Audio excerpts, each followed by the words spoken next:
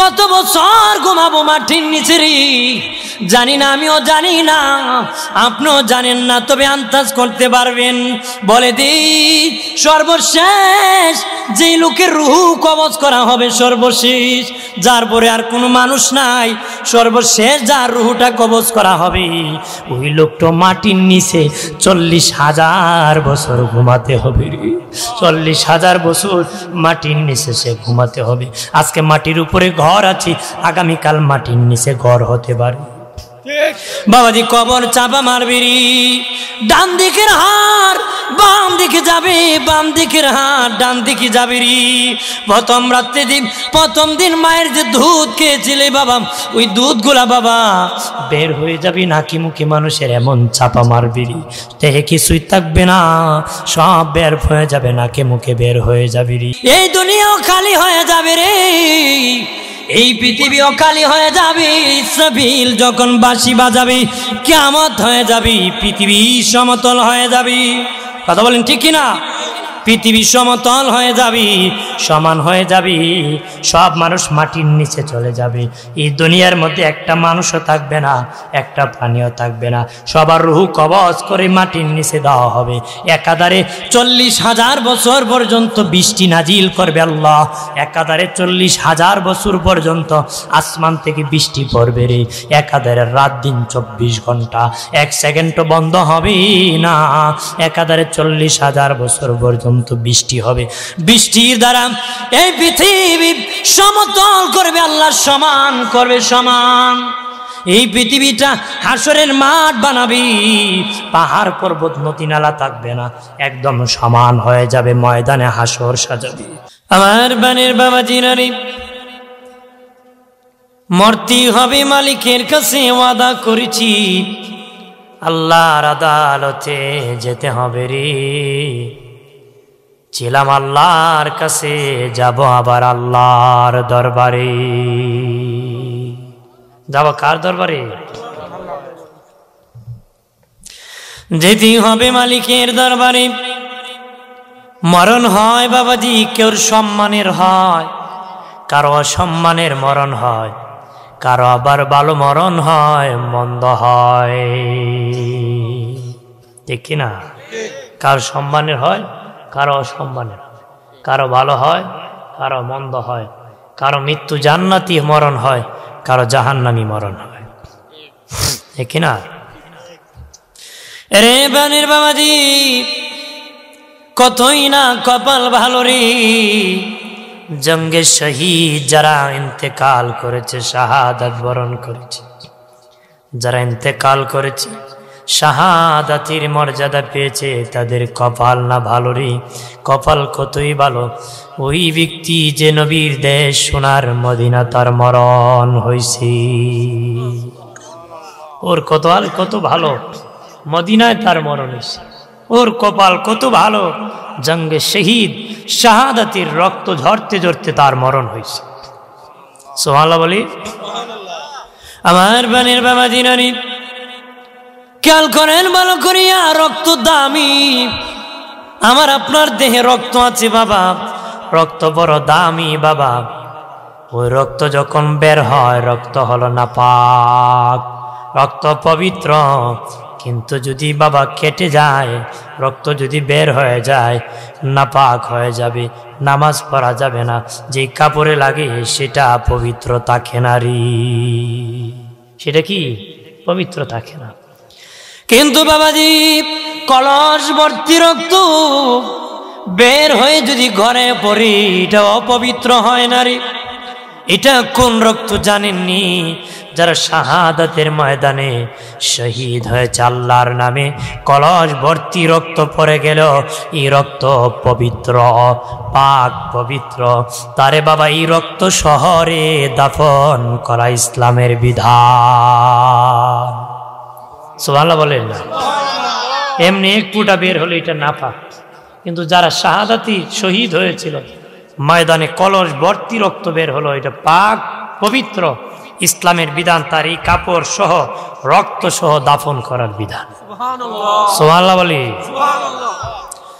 আমার বানের বাবাজি রানী, মরতে হবে দোয়া করবা মালিক, শাহাদাতের মর্যাদা দিও গো, আমাকে রসুলের দেশে সোনার মদিনায় মরণ দিও গো আল্লাহ। আল্লাহ মরণ দিলে জুমাবারে দিও, লাইলাতুল কদরে দিও, সোমবারে মরণ দিও রে আল্লাহ, রমজান মাসে দিও গো। এরকম ভালো দিনের আশা করবারি, যখন ভালো দিন ভালো সময় একত্র হয়ে যাবে, গুণ বেড়ে যাবে রে, ইজ্জত বেড়ে যাবে। জুমাবারে যার মরণ হয়, কিয়ামত পর্যন্ত কবরের আযাব মাফ করে দেওয়া হয়, কিয়ামত পর্যন্ত তার কবরের আযাব মাফ করে দেওয়া হয়। সুবহানাল্লাহ বলি না? মরণের সময় যার কপাল ঘেমে যায়, মরণের সময় যার কপাল ঘেমে যায় সে জান্নাতি। যার নাকগুলা ছিদ্রি হয়ে যায়, বড় বড় ছিদ্রি হয়ে যায়, অর্থাৎ নাকটা একটু বড় ফাঁকা হয়ে যায়, ওই লোক জান্নাতি। বাবাজি মরণ এমন একটি বাবাজি মরণ এমন একটি সময় হলে মরণ হয়ে যাবে। মরণ এমন একটি বস্তু বাবা, যে মরণ যেদিন তোমাকে আমাকে ধরবে, পালানোর ক্ষমতা হবে না রে। মরণ এমন একটি জিনিস যেটার থেকে ভাগার কোনো সুযোগ, ভাগা যাবে? পৃথিবীর সব মানুষ এই বিষয়ে একমত, মরতে হবে। মুসলমানও বিশ্বাস করে, হিন্দু খ্রিস্টানও বিশ্বাস করে, কারণ এটা প্র্যাকটিক্যাল। এটা কি প্র্যাকটিক্যাল? আর আখেরাতে যে বিচার হবে, এটা আমাদের সামনে প্র্যাকটিক্যাল নয়, এটা গায়েব আছে, আমরা বিশ্বাস করি, এই জন্য ইমানদার। কথা বলেন না, ধরে বলে। আমার প্রাণের বাবা দিনানি খেয়াল করেন ভালো করিয়া, প্রাণের বাবাজি খেয়াল করেন ভালো করে, সকলে একদিন সে কবরে যেতে হবে রে, সবাই একদিন বিদায় হতে হবে। কবর হলো প্রথম স্টেশন, কবর হলো প্রথম ঘাঁটি। আখিরাতের প্রথম স্টেশনের নাম হলো কবর। স্টেশন মোট 6টা বাবা। প্রথম স্টেশন হলো রুহের জগৎ বাবা। ওই স্টেশন থেকে আমি আপনি মায়ের পেটের দ্বিতীয় স্টেশনে এসেছিলাম রে। দ্বিতীয় স্টেশন হলো মায়ের পেট, ওই মায়ের পেটে আমি এসেছিলাম রে। মায়ের পেট স্টেশন খালি হয়, এখন আমি দুনিয়া স্টেশনের মধ্যে আছি রে। এখান থেকে একদিন খালি হয়ে কবরে আখিরাতের প্রথম স্টেশনে যাব। ইয়া কবর থেকে আবার হাসরে বাবা চতুর্থ স্টেশনের মাঠে আমরা উঠব। পঞ্চম স্টেশনের নাম কি? হাসরের। আর শেষ স্টেশন হলো জান্নাত, হয়তো জাহান্নাম নতুবা জান্নাত। শেষ স্টেশন স্থায়ী, যেখানে শুরু আছে শেষ নাই। এক সময় প্রথম স্টেশন রুহের জগৎ খালি হয়ে যাবে, সব মানুষ চলে আসবে, আর রুহের জগতে কেউ থাকবে না। দ্বিতীয় মায়ের পেটে আর কোনো বাচ্চা যাবে না, এই স্টেশন খালি হয়ে যাবে।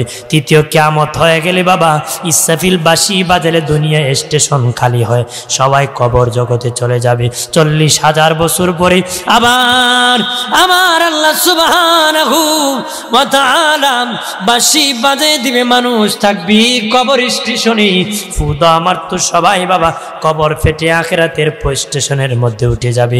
বিচার শেষে স্থায়ীভাবে বাবা কেউ জান্নাতে, কেউ চূড়ান্তভাবে জাহান্নামে চলে যাবে রে। এখন আমরা বাবাজি দুনিয়ার স্টেশনে আছি, আখিরাতের প্রথম স্টেশন কবরে আমাদেরকে ঢুকতে হবে। কবর বলা হয় যেটা গর্ত করা হয়, এটাকে বাবা কবর বলা হয়, কিন্তু এটি কবর থাকে না। কবর এটা একটা জগৎ, এটা বিশাল বড় একটা জগৎ রে।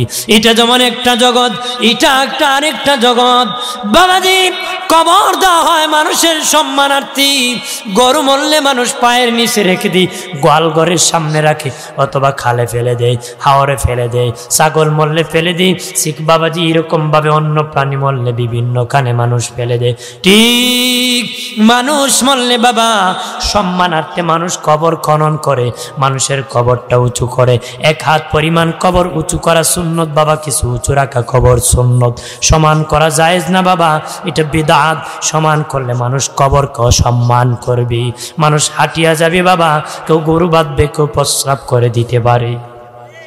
হে বাবাজি, সম্মানার্থে কবর দেওয়া হয়, তবে কবর না দিলে কেউ জাহান্নামে যাবে এমন কথা না।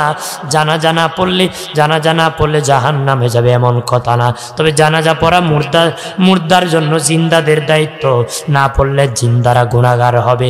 কবর দেওয়া জিন্দাদের দায়িত্ব, না দিলে জিন্দারা গুনাহগার হবে। কবর প্রাণের বাবাজি, কবরের মধ্যে কোন গরু বাঁধে মানুষ, কবরে গোবর ফেলে দেয়, জুয়া মারে, বাবা খায়, কথা কনা। কবরের পাশে জুয়া মারিরি, কবরের পাশে বাবা খায়, ইয়াবা খায়, কবরের জায়গা দখল করে বাবা দখল করিরি।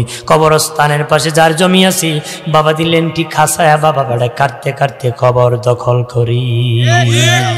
বাবাজি দুনিয়ার জায়গা বাড়াইছো, কবর শর্ট করে দিছো, চাপা মারবে বাবা ঢাকাই দিবি, কথা বলেন ঠিক কিনা? এ প্রাণীর বাবাজি খেয়াল করেন, বাবাজি কবরকে সম্মান করবেন, বেষ্টন করবেন, বাবা এরিয়া দিবেন, সেখানে সম্মান করবেন। তোমার বাবা কবরে আছি, এটি ইজ্জতের জায়গা, সম্মানের জায়গা, সম্মান করবে রে। কোটি টাকার সম্পদ দিয়েছি, কত জমি রেখে গিয়েছে, অথচ বাবার কবরে এত অসম্মান চলতেছে। পায়ে ধরি বলি, তুমি মরে গেলেও তো এরকম অসম্মান হবে। দুনিয়ায় থাকতেই কবরকে সেভ করতে হবে, হবে কিনা? সেভ করবেন, নতুবা নিজে মরলেও এরকম হবে। আওলাদকে শিখাতে হবে যে কবরকে সম্মান করতে হবে, কথা বলেন ঠিক কিনা? আমার বানের বাবাজি খেয়াল করেন ভালো করিয়া, বাবা নবী বলেছেন উসমান ফিল জান্নাহ, উসমান গনি জান্নাতি, জান্নাতি, আল্লাহু আকবার বলেন না। বাবাজি নবী দুনিয়ার থাকতে যাদের জান্নাতের সংবাদ দিয়েছিলেন, এর মধ্যে উসমান গনি জিন্নুরাইন রাদিয়াল্লাহু তাআলা, উনি বাবা শাহাদাত বরণ করেছিলেন। ওনাকেও বাবা মুনাফিকরা শহীদ করেছিল রে। আল্লাহর নবীর সাহাবী তৃতীয় খলিফা উসমান গনি জিন্নুরাইন রাদিয়াল্লাহু তাআলা আল্লাহর কালাম তেলাওয়াত করতেছেন। এই অবস্থায় মুনাফিকরা ওনার প্রতি অতর্কিত আঘাত শুরু করে দিয়েছে। ওনার রক্তি, ওনার দেহের রক্ত আল্লাহর কোরআনের মধ্যে পড়েছে, কিতাবে এসেছে কিয়ামতের দিন কোরআন সাক্ষী দিবে উসমান শহীদ।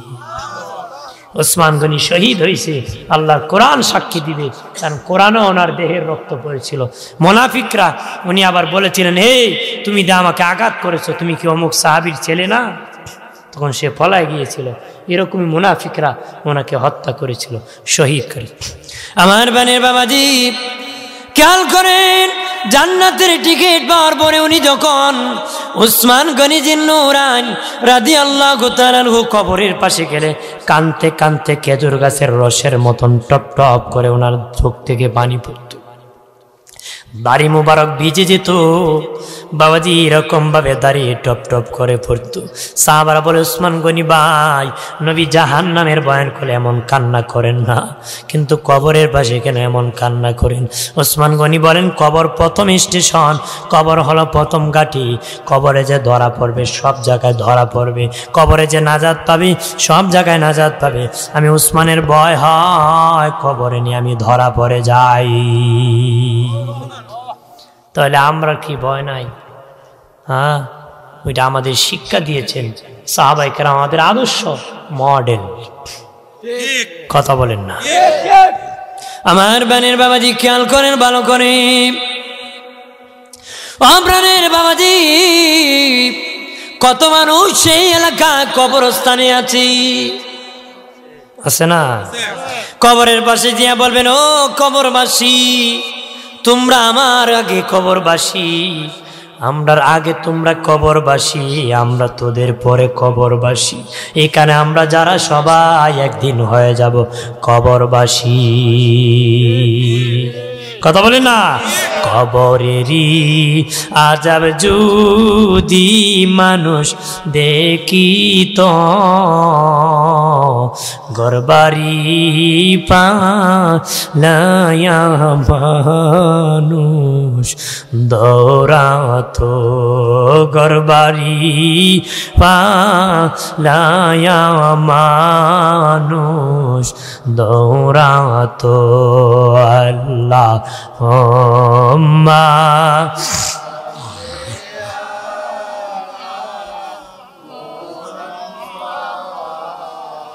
وعلى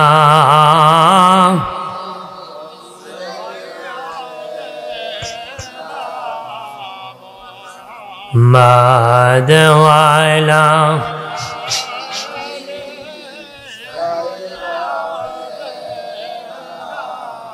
আজরাইল শিয়াজেদিন নিবে প্রাণ 3.5 হাত জায়গা হবে বাসস্থান আল্লাহুম্মা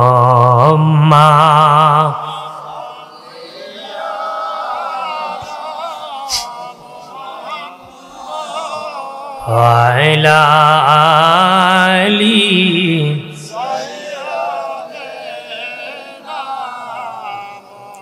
আমার বানের বাবাজিরানি বেশি বেশি কবর জিয়ারত করবেন, জিয়ারত সাক্ষাৎ করবেন।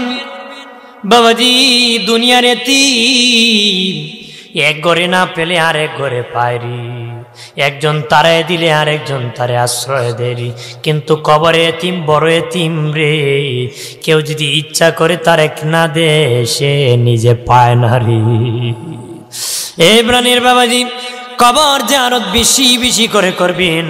নবী বলেন তোমরা যদি জিয়ারত করো জিন্দারও লাভ হবে, মুর্দারও ফায়দা হবে রে। قال رسول الله صلى الله عليه وسلم كثرة ذكر الموت وتلاوة القرآن। নবী বলেন বেশি বেশি করে মৌতের জিকির করো, মৌতের চিন্তা করো, বেশি বেশি করে কোরআন তেলাওয়াত করো। মৌতের চিন্তায় পাপ থেকে বাঁচাবে, কোরআন তেলাওয়াতে ইমান বাড়ায় দিবে।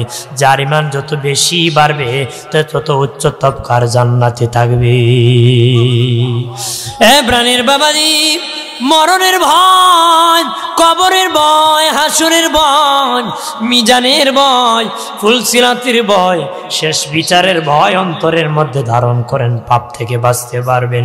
যদি না থাকে পাপ থেকে বাঁচা যাবে না। বেশি বেশি কবর জিয়ারত করবেন, করলে অন্তরে ভয় এসে যাবে রে। জানিয়ে রাখো আমিন আমিন। আল্লাহ নবীর সাহাবী হযরত আবু যার গিফারি রাদিয়াল্লাহু তাআলা আনহু বলেন আল্লাহ নবীর সাথে আমি জান্নাতুল বাকি কবরস্থানে জিয়ারতে আমি গিয়েছি নবীর সাথে। নবীজি 2 হাত বাড়াইয়া জান্নাতুল বাকি কবরস্থানে দোয়া করতেছে করতেছে, কান্না করতেছে, দোয়া করতে করতে হাতে তো উপরে নবী উঠাইছি, আমি আবু যার নবীর বগল মোবারক দেখতে পেয়েছি। নবীজির বগল মোবারক পর্যন্ত দেখতে পেয়েছি। নবীজি এইভাবে হাত বাড়াইতে বাড়াইতে এত উঁচু করছে। আবু যার গিফারি বলেন নবীর দুয়ার ছুটি এমন দোয়া করেছে জান্নাতুল বাকির সব জান্নাতি হয়ে গেছে। আমি আবু যার তখন জান্নাতুল বাকির মধ্যে তাকাইলাম, দেখে একটা ভাঙ্গা কবর নি দেখা যায়। একটা ভাঙ্গা কবর যদি পাইতাম ওই কবরের ভিতরে আমি ঢুকে যেতাম। ঢুকলে আল্লাহ নবীর দোয়া আমি আবু যারের ব্যাপারে নসিব হয়ে যেত। সুবহানাল্লাহ বলি। আম্মা জান আয়েশা বলেন একই কম্বলের নিচে ঘুমাইতাম, নবীকে নিয়ে কি কম্বলের নিচে ঘুমাইতাম। একদিন দেখি নবী নাই নাই নাই, নবীজি আমার হুজরায় নাই। আমি ভাবলাম অন্য বিবির হুজরায় মনে হয় নবী আছেন, কোনো বিবির হুজরায় নবী নাই। আমি তালাশ করে দেখলাম নাই। নবী মাঝে মধ্যে জান্নাতুল বাকিতে রাতের বেলা কবরস্থান জিয়ারতে যেতেন। আমি যে দেখি ওই দিন নবীজি জান্নাতুল বাকি কবরস্থানে দোয়া করতেছেন আর কান্না করতেছে। ও মালিক আল্লাহ, চিৎকার দিয়া বলেন আল্লাহ, আর জবান খুলে বলি আল্লাহ, আর আওয়াজ করে বলি ইয়া রাসূলুল্লাহ। আমার আল্লাহর নবী সরওয়ারি, আমার মায়ার নবী কান্ডারি, দয়া কর আমি দয়ার ভিখারি, দয়া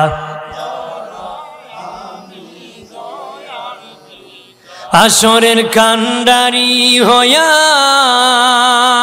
নিয়মরে পার করিয়া, আসরের কান্ডারি হইয়া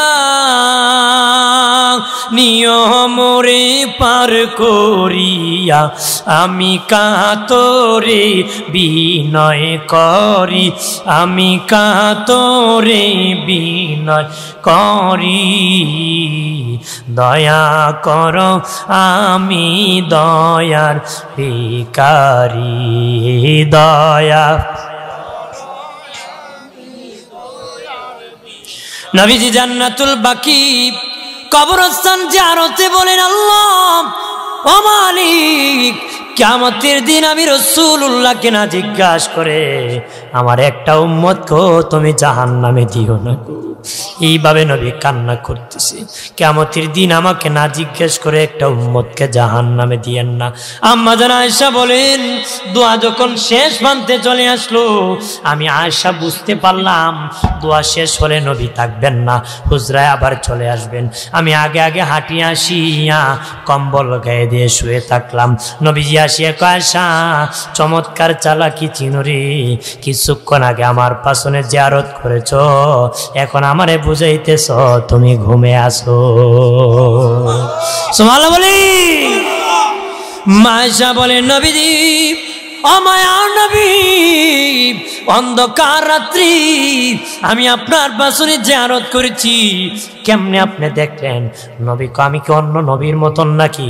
দিনে দেখলে রাত্রে দেখতাম না, সামনে দেখলে পিছনে দেখতাম না, ডানে দেখলে অন্য নবীরা বামে দেখতো না। ফারাইতু মাশারিকাহা ওয়া মাগারিবাহা, নবী কো, আমি এমন নবী পৃথিবীর পূর্ব প্রান্ত থেকে পশ্চিম প্রান্তে যত কিছু হয় সব আমি দেখতে পাই। আর সারা রাত্রে আমি যেমন দেখি, দিনে তেমন দেখি, দিনে যেমন দেখি রাত্রে তেমন দেখি। তুমি যে জিয়ারত করেছো আমি দেখতে পেয়েছি। মা আয়েশা বড় কান্না করেছেন, মায়ের নবীজি বড় কান্না করে উম্মতের জন্য কেঁদেছেন। আল্লাহকে কোনো সংবাদ আপনারে জানাইছিনি, ভালো সংবাদ? মায়ের নবী বলেন, আয়েশা দুইটা ভালো সংবাদ আল্লাহ আমারে জানাইছে। এক নম্বর, আল্লাহ ওয়াদা করেছে কিয়ামতের দিন আমারে না জিজ্ঞাসা করে একটা উম্মতকে জাহান্নামে দিবে না রে। জোরে বলি। খারাপ লাগে? আর কিছুক্ষণ বলবো? আর একটু বলি? আমি ধারাবাহিক আমার বিষয় বলতেছি, এর বাহিরে যাব না। খারাপ যদি লাগে মনে করবেন দিল খারাপ হয়ে গেছে, কথা হয় না। ভালো লাগে দিলটা ভালো করব, কথা হয় না। যে ব্যক্তি মিষ্টি জিব্বা দিলে সুকা লাগে, তিতা লাগে, জিব্বা ভালো আছে, কথা কয় না। তুই খালি যদি মিষ্টি লাগে এবারে জিব্বা বালা, ডাক্তার দেখে, ঠিক কথা হয় না। ঠিক খারাপ জিনিস শুনলে যার ভালো লাগে এর অন্তর খারাপ, ভালো জিনিস শুনলে যার খারাপ লাগে ওর অন্তর খারাপ। অন্তরের চিকিৎসা করতে হবে, চিকিৎসা জায়গা মতে করতে হবে। তো আরে রোগ হয়েছি এক জায়গায়, ওষুধ আর এক জায়গায় দিলে কাম হবে। উষ্টা গেছে শিখো বাড়ায় খায়া পাও মালিশ মলম না করে যদি শিখো করে পাও ভালোই বলে, কথা হয় না। জায়গা মতে করতে হবে, ঠিক কিনা? আমার বানের বাবাজি খেয়াল করেন ভালো করিয়া। নবী বলে, রে আয়েশা, আল্লাহ আমার সাথে ওয়াদা করেছে কিয়ামতের দিন আমাকে না জিজ্ঞাসা করে আমার একটা উম্মতকে আল্লাহ জাহান্নামে দিবে না রে। আরো জোরে। নবীজি বলেন, আয়েশা রে, দ্বিতীয় ভালো সংবাদ হলো আমার মা বাবা মিল্লাত ইব্রাহিমের উপর ইন্তেকাল করেছিলেন। আমার আব্বা আম্মা মিল্লাতে ইব্রাহিমের উপর ইন্তেকাল করেছিলেন। আমার ধর্ম, আমার কালেমা তারা পড়তে পারেন নাই। ওই দোয়ার মধ্যে আমার মা বাবাকে জিন্দা করিয়া আমার কালেমা পড়াইয়া ডাবল ইমানদার বানাইয়া আমি রাসূলুল্লাহর উম্মত আল্লাহ বানাইছে। আর আমি রাসূলকে আল্লাহ বলেছেন কুল, নবী আপনি আপনার মা বাবার জন্য দোয়া করুন, রব্বিরহামহুমা কামা রব্বায়ানি সগীরা ওয়া কুর রব্বিরহামহুমা কামা রব্বায়ানি সগীরা। নবী বলেন আপনি আপনার মা বাবার জন্য দোয়া করুন, নবী আপনি আপনার মা বাবার জন্য দোয়া করুন। আমার দেশে বন্ড বেদাতীরা বলে নবীর মা বাবা নাকি বেঈমান। আপনি বলবেন যারা নবীর মা বাবাকে বেঈমান বলে তারা হলো ডাবল বেঈমান। তারা এই যুগের যোগ শ্রেষ্ঠ বেদাতি, ভণ্ড প্রতারক, জাহান্নামী। কথা বলেন, জোরে বলে বাবাজি। যারা বলবে আমার নবীর মা বাবা বেঈমান, তারা বেঈমান, জাহান্নামী। আমার নবীর মা বাবা সেরা মুমিন জান্নাতি, সেরা মুমিন জান্নাতি, সেরা মুমিন জান্নাতি। জানিয়ে রাখো আমার নবী দূরের কথা, পৃথিবীর কোন নবী বেঈমানের ঘরে জন্মগ্রহণ করে নাই। আমার নবী দূরের কথা, পৃথিবীর কোন নবী বেঈমানের ঘরে জন্মগ্রহণ করে নাই। বলতে পারেন হুজুর আপনি বলেছেন কোন নবী বেঈমানের ঘরে জন্মগ্রহণ করে নাই। আমরা শুনেছি ইব্রাহিম নবীর বাবা আজর ঠাকুরের কথা শুনেছি। আজর ঠাকুর ব্রাহ্মণ ছিল, মূর্তি বানাতো, বাজারে বাজারে মূর্তি বিক্রি করত। বাইনাস সাতার তাফসিরের কিতাব খুলে দেখো, হাসিয়া খুলে দেখুন, আজর ঠাকুর ইব্রাহিম নবীর জন্মদাতা পিতা নাম। আজর ঠাকুর ইব্রাহিম নবীর লালন পালনকারী পিতা, ইব্রাহিম নবীর লালন পালনকারী পিতা, জন্মদাতা পিতা না। ইব্রাহিম নবীর জন্মদাতা পিতার নাম তারেক। উনি ইমানদার ছিলেন, জান্নাতি ছিলেন, মুসলিম ছিলেন। বাবা এক কথায় পৃথিবীর সব নবীরা ইমানদারের ঘরে আগমন করেছে। জোরে বলি আমার বানের বাবাজি, খেয়াল করেন তাহলে নবীজি জান্নাতুল বাকিতে জিয়ারত করেছেন। বৃহস্পতিবার দিবাগত রাত্রি জিয়ারত করা সুন্নত, জুমার দিন জিয়ারত করা সুন্নত, রবিবারে দিবাগত রাত্রি জিয়ারত করা সুন্নত, দুই ঈদের দিন জিয়ারত করা সুন্নত, লাইলাতুল বরাতে জিয়ারত করা সুন্নত, লাইলাতুল কদরে জিয়ারত করা সুন্নত, মাইয়িতের দাফনের পরে জিয়ারত করা সুন্নত। বাকি যে কোনো দিন যে কোনো সময় কবর জিয়ারত করা জায়েজ। যারা জিয়ারত করবি তাদেরও লাভ হবে, মুর্দারও লাভ, জিন্দারও লাভ। জোরে বলি আমার বানের বাবাজি, খেয়াল করেন কত বছর ঘুমাবো মাটির নিচে রে। জানি না, আমিও জানি না, আপনিও জানেন না, তবে আন্দাজ করতে পারবেন। বলে দিই সর্বশেষ যে লোকের রুহু কবজ করা হবে, সর্বশেষ যার পরে আর কোনো মানুষ নাই, সর্বশেষ যার রুহুটা কবজ করা হবে, ওই লোকটা মাটির নিচে 40,000 বছর ঘুমাতে হবে রে। 40,000 বছর মাটির নিচে সে ঘুমাতে হবে। আজকে মাটির উপরে ঘর আছে, আগামীকাল মাটির নিচে ঘর হতে পারে। বাবাজি কবর চাপা মারবি, ডান দিকের হার বাম দিকে যাবে, বাম দিকের হার ডান দিকে যাবে রে। প্রথম রাত্রে দিন, প্রথম দিন মায়ের যে দুধ খেয়েছিলে বাবা, ওই দুধগুলা বাবা বের হয়ে যাবি নাকি মুখে মানুষের, এমন চাপা মারবি রে, দেহে কিছুই থাকবে না, সব বের হয়ে যাবে নাকে মুখে বের হয়ে যাবি রে। তবে জানিয়ে রাখো আল্লাহর কসম খেয়ে বলি, ওই মাটি একজনের গোলাম, তিনি হলেন আমার আল্লাহ। ওই মাটি একজনের গোলাম, তিনি হলেন আমার আল্লাহ। তুমি আমি যদি আল্লাহর গোলাম হতে পারি রে, মাটির বাবারও ক্ষমতা নাই তোমাকে আমাকে চাপা মারবি, ঠিক কিনা বলে বাবাজি। আল্লাহর ওলি গেল কবর চাপা মারে, কেমন জানেননি? বন্ধুর সাথে দেখা হলে সিনার সাথে ধরে চাপ দিয়া ধরে, মা সন্তানকে দুধ খাওয়ানোর সময় হাত দিয়ে চাপ দিয়া ধরে। আল্লাহর ওলি কবরে গেলে দুই পাশের মাটি ভালোবেসে চাপ দিয়া ধরে। এ বাবাজি, নবীজি বলেছেন একদল উম্মত জাহান্নামী হয়ে কবরে ঢুকবি, হাসরের দিন জান্নাতি হয়ে উঠবি। তারা কারা? ওই পরিমাণ কবর চাপা দিবে, যেই পরিমাণ চাপ দিলে গুনাহ মাফ হয়ে যাবে, চাপ দিয়ে গুনাহ মাফ হয়ে যাবে, হাসরের দিন জান্নাতি হয়ে যাবে। তারা কারা? যারা নেক আওলাদ রেখে গেছে, মাদ্রাসা বানাইছে, মসজিদ বানাইছে, এরকম জান্নাতের বাগান সাজাইয়া খেদমত করিয়া কবরে শুয়ে গেছে।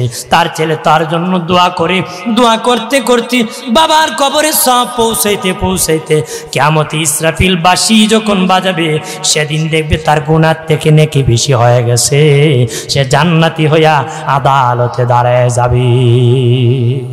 সুবহানাল্লাহ বলি। আমার বানের বাবাজি, এই দুনিয়াও খালি হয়ে যাবে রে, এই পৃথিবীও খালি হয়ে যাবে। ইসরাফিল যখন বাঁশি বাজাবে, কিয়ামত হয়ে যাবে, পৃথিবী সমতল হয়ে যাবে। কথা বলেন ঠিক কিনা? পৃথিবী সমতল হয়ে যাবে, সমান হয়ে যাবে, সব মানুষ মাটির নিচে চলে যাবে। এই দুনিয়ার মধ্যে একটা মানুষও থাকবে না, একটা প্রাণীও থাকবে না, সবার রূহ কবজ করে মাটির নিচে দেওয়া হবে।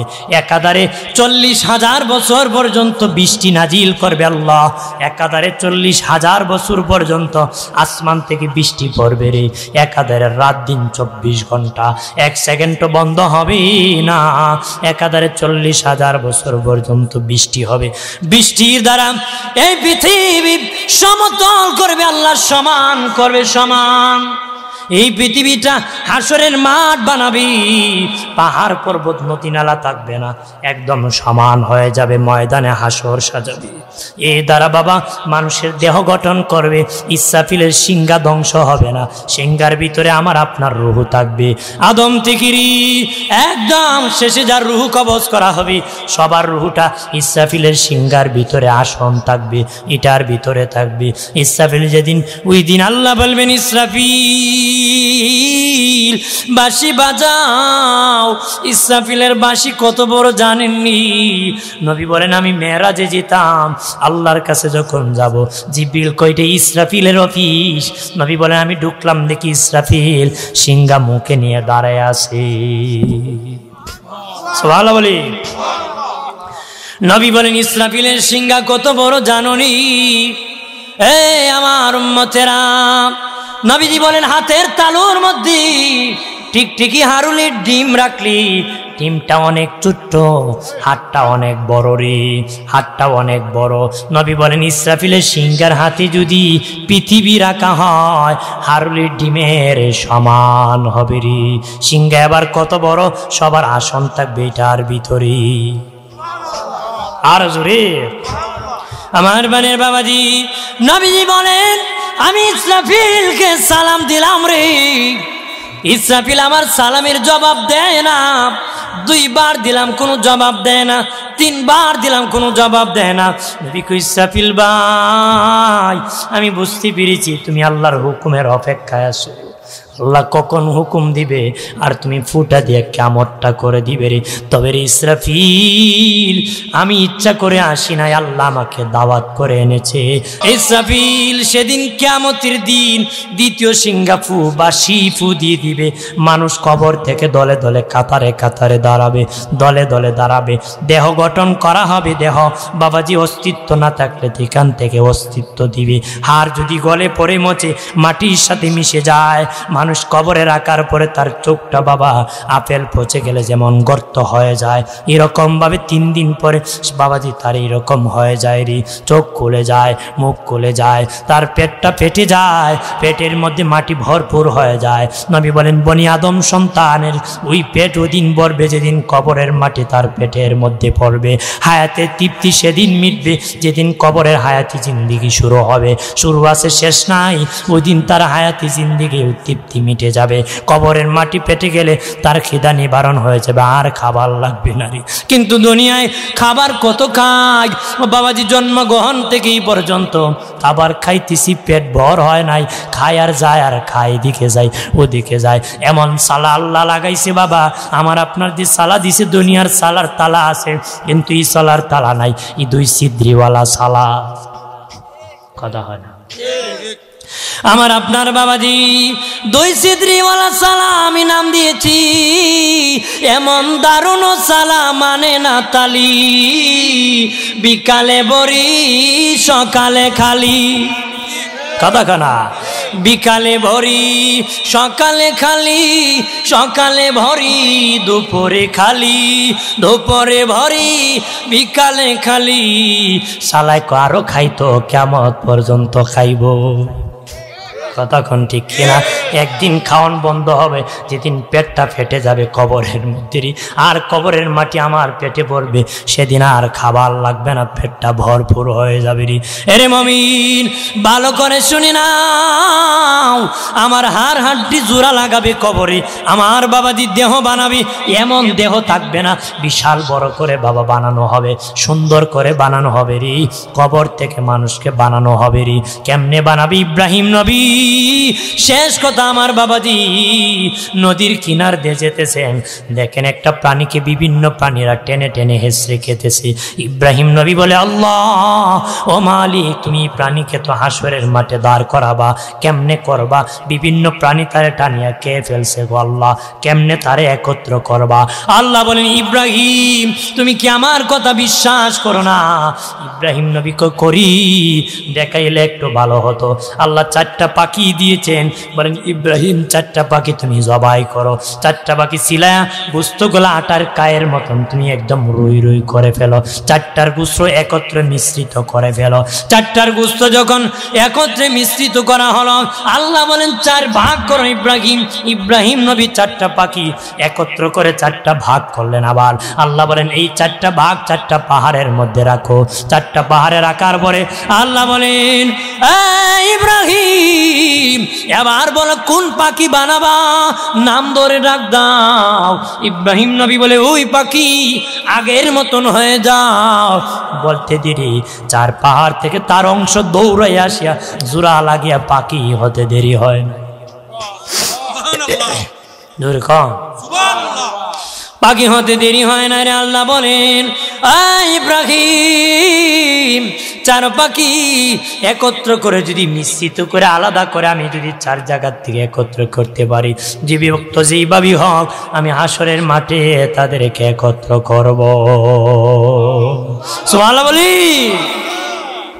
আল্লাহুম্মা সাল্লি আলা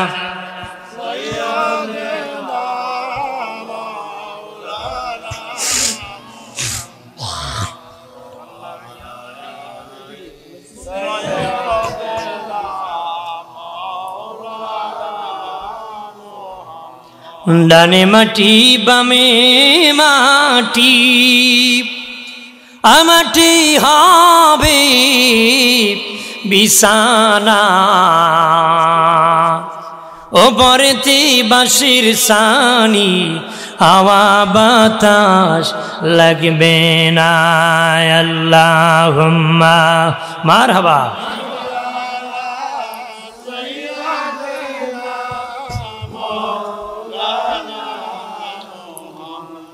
ওয়াইনা আলী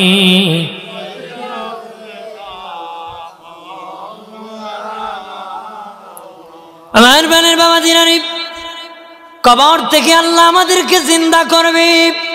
কেউ আবার বলে আর নাকি অস্তিত্ব হবে না, নাস্তিকরা বিশ্বাস করে না, তারা বলে মরে গেছি, সব শেষ হয়ে গেছে, আর কবরে জিন্দা হবে না, হাসর হবে না, বিচার হবে না। চিল্লায় বলি না আউযুবিল্লাহ। আমরা বিশ্বাস করি। আমরা কি করি? আদালতে একদিন আমাকে দাঁড়াতে, হিসাব আমার দিতে হবে। নাস্তিকরা কয় আল্লাহই নাই বলে,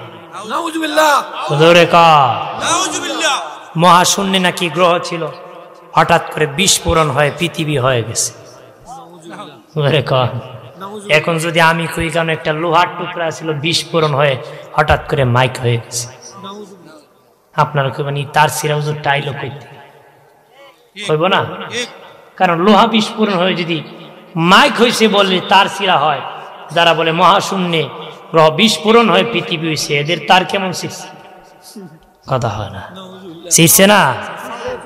আপনারা কইতে মানে এরা বড় বড় শিক্ষিত, এরা আবার তার কেমনে ছিল? শিক্ষিত লোকের বেশি ঠিক কিনা? এক শিক্ষা অফিসার গেছিল এক শিক্ষা প্রতিষ্ঠান তে, ক্লাসরুমে ঢুইকা কয় এখন তোর আর কোন ক্লাস রে? স্যার এখন অঙ্কের ক্লাস। কিসের ক্লাস? অঙ্কের ক্লাস। কয় ভালো সময় আইছি, একটা অঙ্ক করো। ভালো সময় আইছি, অঙ্ক করো। তোদের গেট থেকে ক্লাসরুমে আসতে আমার 10 মিনিট সময় লাগছে, বলো তো আমার বয়স কত? অঙ্ক বুঝছো পোলাপান? মানে গেট থেকে ক্লাসরুমে আসতে 10 মিনিট লাগছে, বেচারার বয়স কত বার করতো।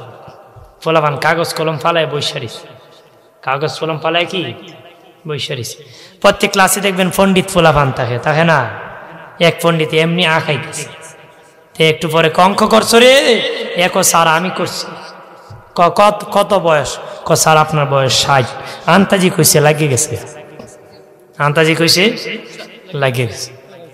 কয় অঙ্ক করতে তো সূত্র লাগে, তুই কোন সূত্রে অঙ্ক করছো? অঙ্ক করতে সূত্র লাগে না? কোন সূত্রে অঙ্ক করছো?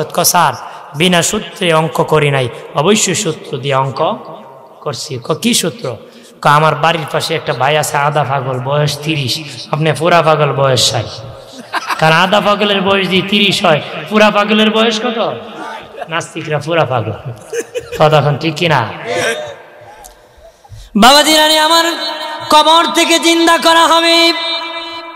হুযায়র নবী একটা শহর দেখে বলেছিলেন, আল্লাহ এই শহর যেইভাবে ধ্বংস করেছ মানুষকে, শহরকে কিভাবে তুমি জিন্দা করবা গো? আল্লাহ বলেন, হুযায়র তোমার কি বিশ্বাস হয় না রে? হুযায়র আলাইহিস সালাম নবী ছিলেন। আল্লাহ বলেন, হুযায়র তোমার কি বিশ্বাস হয় না? আল্লাহ হয়, দেখাইলে আরো ভালো হতো। এমনি হুযায়র নবীর মরণ আল্লাহ দিয়ে দিছে, ইন্তেকাল দিছে। বয়স হলো 50। বয়স কত? ওনার একটা ছেলে ছিল, বয়স 10। ছেলের বয়স কত? 10। বাবার বয়স কত? ইন্তেকাল হয়েছে 50 বছর। 100 বছর পরে আমার আল্লাহ হুযায়র নবীকে আবার জিন্দা করেছেন। হুযায়র নবী জিন্দা হওয়ার পরে আল্লাহ, হুযায়র কতদিন ঘুমাইছো? আল্লাহ হুযায়র নবীরে জিগায়, কতদিন ঘুমাইছো? হুযায়র নবী আল্লাহ একদিন থেকে কম হবে। আল্লাহকে, হুযায়র রে একদিকে কম নয় রে, 100 বছর তোমারে ঘুম পাড়ায় রাখছি। রে হুযায়র তাকায় দেখো রে, তোমার গাদা যেটা সাথে ছিল মরে পচে গলে মাটির সাথে মিশে গেছে। হুযায়র রে তোমার ব্যাগের ভিতর রুটি ছিল, খুলে দেখো আমি আল্লাহ তোমার রুটিটা এখনো ভালো রাখছি। হুযায়র নবীকে আল্লাহ বলে, হুযায়র এবার তোমার গাদারে আমি জিন্দা করে তুমি তাকাও। হুযায়র নবী তাকায় দেখে যেখানে গাদা মরে পচে গিয়েছিল সেখান থেকে তার হাড় হাড্ডি হতেছি, গোস্ত হতেছি, চামড়া হতেছি, তার মুখ পা লেগে গেছে বাবা, চামড়া লেগে আগের মতন গাদা হয়ে গেছে। প্রাণের বাবাজি আল্লাহ দেখাই দিচ্ছে, হুযায়র আমি 100 বছর পরে জিন্দা করতে পারি, মরা পচা গলে গেছে এটারও আবার বানাতে পারি। যাও রে হুযায়র বাড়ি যাও। 100 বছর বয়সী, 50 বছর বয়সী ইন্তেকাল হয়েছিল। 100 বছর পরে জিন্দা করার পরে তার ছেলের বয়স হয়েছে 110। সুবহানাল্লাহ। ছেলের বয়স কত? বাবার বয়স কত? 50। কারণ গড়ির খাটা ব্যাটারি যেখান থেকে খুলছে এখান থেকে স্টার্ট। সুবহানাল্লাহ। হুযায়রের রূহ নিছে 50 বছর বয়সে, আবার দিছে শুরু হয়েছে 50 থেকে। যেরকম দাড়ি কাঁচা ছিল এইবেলা স্টার্ট হয়েছে, ফুল হয়ে গেছে 110 বছর বয়স, বুড়ো হয়ে গেছে, লাঠি বোর করে হাঁটে। সুবহানাল্লাহ বলি। আপনি এখন গড়ির ব্যাটারি যদি এখন বাঁচতেছে 12:23, একটা গড়ির ব্যাটারি খুললে যদি আপনি 100 বছর পরে লাগান, কোত্থেকে শুরু হইব? 12:23 থেকে। হুযায়র আলাইহিস সালামের রূহ নিছিল 50 বছর বয়সে, এখান থেকে আল্লাহ খুলি 100 বছর পরে আবার লাগাই দিছে, এখান থেকে শুরু হয়েছে। বাড়ি থেকে দাঁড়াইছে, কই মিয়া পোলা জিজ্ঞেস করে আপনি কে? আমি হুযায়র।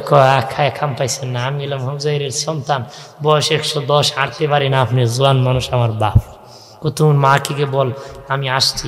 মারে কো বাবা আমার বাবা নাকি আসছে। মা কলঙ্ক লাগবে, আমি পয়গম্বরের বিবি, কারণ ওই কোন পুরুষ আসছে তার সাথে আমি কথা বলবো। তখন হুযায়র নবী বলল, তোর মাকে বল আমার বাসর ঘরের কিছু স্মৃতি আছে, কথা আছে, আমার কিতাব মগস্থ আছে, আমি হুযায়র কিতাব মগস্থ শোনাব। মানুষ দলে দলে বসছে, প্রমাণ হয়ে গেছে ইনি হুযায়র আলাইহিস সালাম। তাহলে আল্লাহ আমাদেরকে জিন্দা করবে এই বিশ্বাস করতে যদি না করে ইমাম থাকবে তাহলে আদালতে যেহেতু দাঁড়াতে হবে ভালো মানুষ হতে হবে কথা হয় না যদি বেলা লেখাপড়া করছেন স্কুলের বারান্দায় কই যে মুই হেডমাস্টার হইব মানুষকে পাগল দইছ বাড়িতে কইছ ঠিক ইবাদত না করে জান্নাতের আশা করা যায় না লেখাপড়া করে স্যার হতে পারি মাস্টার নাও হতে পারি চেষ্টা করতে পারি আবেদন করতে পারি এটা আমার অধিকার আছে যে আমার যোগ্যতা অর্জন করেছি না করলে যেমন করা যায় না ঠিক ইবাদত করে আশা করতে পারি জান্নাত পেতে পারি যদি আল্লাহ দয়া করে ওয়ালা আলিহি ওয়া সুহাবিহি আজমাইন কর জোরে নত শির ওঠায়া দুই হাত তোমারি দরবারে গো আল্লাহ করি মুনাজাত বিপদে পড়িলে আল্লাহ উদ্ধার কইরা দিও নবীজির খাতিরে হাসর পার কইরা দিও রব্বুল আলামিন শুরু থেকে শেষ পর্যন্ত ভুল বেয়াদবি মাফ করে দাও সব লক্ষ কোটি গুণ বাড়ায়া দয়াল নবীজির খেদমত শরীফে কবুল ফরমাও তামাম আম্বিয়া کرام সাহাবায়ে کرام তাবিঈন খুলাফায়ে রাশিদিন আশরায়ে মুবাশশিরিন উম্মাহাতুল মুমিনিন খাতুনে জান্নাত ফাতিমা ইমাম হাসান হুসাইন জৈনুল আবিদিন দেরার কবুল ফরমাও কাদিয়া সিস্টার নকশবন্দিয়া মুজাদ্দিদিয়া চার তরিকার ইমাম চার মাযহাবের ইমাম 360 আউলিয়ার শিরোমণি হযরত শাহজালাল ইয়ামানি ওনার সঙ্গী সাথী যত বুজুর্গানে দিন যে যেখানে আরাম ফরমাইছুন প্রত্যেকের নামে নামে পৌঁছায়া দাও এই জামাতে অনেকের আদরের মা নাই অনেকের বাবা নাই গো ওই জনম দুঃখিনী মা বাবার কবর জান্নাতের বাগান বানিয়ে দাও আমাদের দাদা দাদি নানা নানি যাদের শ্বশুর শাশুড়ি পাড়া প্রতিবেশী হকদার দাবিদার মায়ার মানুষ মহব্বতের মানুষ মুহিব্বিন পরিচিত অপরিচিত বন্ধু বান্ধবরে তুমি ক্ষমা করে দাও এই এলাকার ডানে বামে সামনে পাশে তো তোমায় কবরের সবাই রে মাফ করে প্রত্যেকের কবরে হাদিয়া সব পৌঁছে দাও রব্বুল আলামিন ওর সাহেব বাড়ির পাশে পুলিশ সাহেব শহীদ আছেন আল্লাহ সাবির রুহি তুমি হাদিয়ার সব পৌঁছে দাও এই এলাকা যত মাইয়িত কবরে মুসলমান নর নারী সকলের কবরে হাদিয়ার সব পৌঁছে দাও এই এলাকার অনেক মুরব্বিয়ান কবরের বাসিন্দা তাদের কবরে হাদিয়ার সব পৌঁছে দাও গত বছর হয়তো মাহফিলে অনেক ছিল আজকে কবরে শুয়ে গেছে গো তাদের কবরে হাদিয়ার সব পৌঁছে এখানে যারা আমরা হাত বাড়াইলাম জানি না কার জানি হায়াত ফুরায় গেছে কার জন্য জানি গো আল্লাহ বাজারে মার্কিন কাপড় রেডি হয়ে গেছে কার জন্য জানি না মসজিদের খাটিয়া অপেক্ষা করতেছি কার জন্য জানি গরম পানি করার জন্য প্রস্তুতি নিবি আল্লাহ গো এর আগে আমাদের জীবনের গুনাহগুলি মাফ করে দাও তুমি যদি ক্ষমা না করো গো কে আমরা রে মাফ করবো আল্লাহ আমাদের জীবনের গুনাহ মাফ করছনি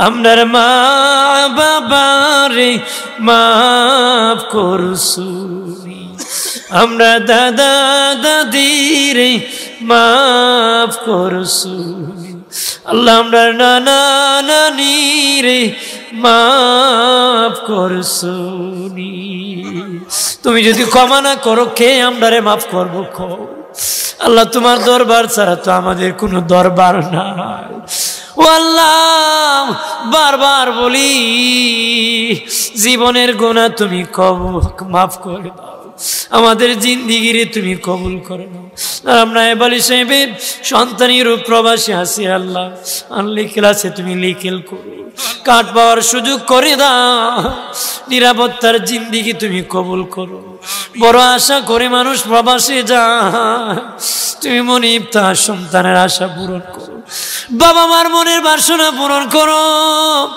এই এলাকারও যারা প্রবাসে আছি অশান্তির মধ্যে তুমি শান্তি দাও। একটু আগে কুকুন ভাই দেখাইলো একজনকে আমাদের হবিগঞ্জে প্রবাসে নিয়েছে, ইউরোপ নিয়ে নির্যাতন করতেছে, 25 লাখ টাকা দাবি করছে, তারে মারতেছে, তার মা দেশে কান্না করতেছে। আল্লাহ এমন জুলুম বাজের জুলুম থেকে আমাদের দেশের সন্তানদের বাঁচাও। তুমি নিরাপত্তার জিন্দেগি দিও, বাড়ির মধ্যে লাশ ফিরাই দিও না, যেইভাবে সন্তান গেছে এইভাবে মায়ের কোলে ফিরাই দিও। যারা নিয়ত করেছি যাওয়ার মতো সুযোগ করে দিও রে, যারা বেকায়দা আছি তুমি কায়দা দিও। আল্লাহ তাআলা শিক্ষার্থী পরীক্ষার্থী ফল প্রার্থী সকলে কবুল করো। মুরব্বী বাবাজি যুবক বন্ধুরে কবুল করো। যারা টাকা দ্বারা বুদ্ধি দ্বারা শ্রম দ্বারা পরামর্শ দ্বারা মাহফিল সাজাইছে, আগামী বছর সাজাইবে, অঙ্গীকার করেছে, প্রত্যেকের দান রে তুমি কবুল করো, মনের বাসনা পূরণ করে দাও। তন্ন যতদিন থাকবি, সূর্য যতদিন থাকবি, এই মাহফিল তুমি কায়েম রাখো, সকলের মনে নেক বাসনা পূরণ করো। লা ইলাহা ইল্লাল্লাহু মুহাম্মাদুর রাসূলুল্লাহ।